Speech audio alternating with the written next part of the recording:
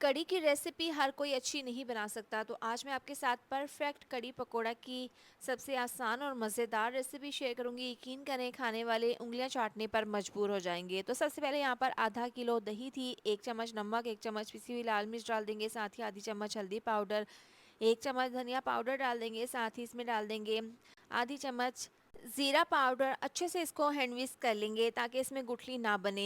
इतनी देर में आपसे रिक्वेस्ट है, वीडियो अच्छी लग रही है तो वीडियो पर प्यार से कमेंट लाजमी कर दिया करें। यहाँ पर 2 बड़े चम्मच बेसन डालकर इसको अच्छे से मिक्स कर लेंगे। इतना इसको मिक्स करेंगे कि इसमें तमाम चीज़ें अच्छे से मिक्स हो जाएं और इसमें एक भी गुठली ना रहे। अब इसमें तकरीबन 3 गिलास डाल देंगे पानी। इसको मिक्स करके साइड पर रख देते हैं। कढ़ाई चूल्हे पर रखेंगे, इसके अंदर आधा कप डाल देंगे ऑयल, इसको गर्म कर लेंगे। एक मीडियम साइज़ का प्याज डालकर हल्का सा फ्राई कर लेंगे। साथ ही इसमें मोटा कुटा हुआ लहसुन डाल देंगे 1 चम्मच। हल्का सा इसको मिक्स करने के बाद जैसे ही लहसुन की खुशबू आने लगेगी, 2 से 3 हरी मिर्चें डाल देंगे गुलाई में काट कर, और ये डालकर साथ ही इसमें बेसन दही वाला मिक्सचर डालकर इसको अच्छे से मिक्स करके पकने के लिए रख देंगे।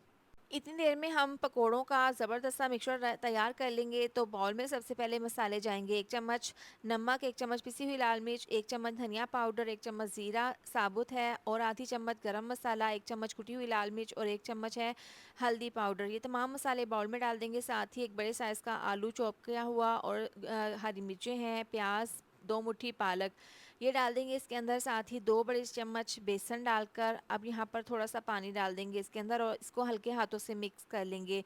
ये कढ़ी पकौड़ा बनाने की सबसे आसान रेसिपी आपके साथ शेयर कर रही हूँ। इस तरह से आपका टाइम भी कम लगेगा और आपकी बहुत ही मज़ेदार सी कढ़ी पकौड़ा बनकर तैयार होगी।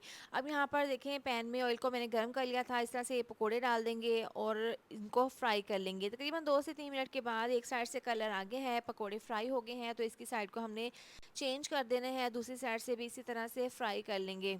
तो यहाँ पर पकोड़ों को फ्राई होते हुए 10 से 12 मिनट हो गए हैं। अच्छा सा गोल्डन क्रिस्पी कलर आ गया है। तमाम पकोड़े निकाल लेंगे, बाकी तमाम इसी तरह से फ्राई कर लेंगे। 20 से 25 मिनट हो गए हैं, कढ़ी हमारी अच्छे से तैयार है, अच्छा सा कलर आ गया है और ये गाढ़ी भी हो गई है। दरमियान में 2 से 3 बार मैंने इसको चेक भी कर लिया था। ज़बरदस्त सा इसके ऊपर तड़का लगाएंगे। तो जिस पैन में मैंने पकोड़े फ्राई किए थे, हाफ ऑयल मैंने निकाल दिया है।